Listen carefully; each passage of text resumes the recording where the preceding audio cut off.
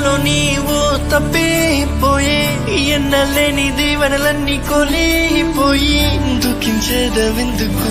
నానేస్తమ్మా ఆయన చేసిన మేలన్నీ మర్చిపోయి లోకభోగ స్నేహాలతో తెలియపోయి నిరాశ మిగిలింది నానేస్తమ్మా యేసే నీ ఆదరణ యేసే నీ ఆధారము యేసే నీ ఆనందము లోక స్నేహం ఎంతకాలం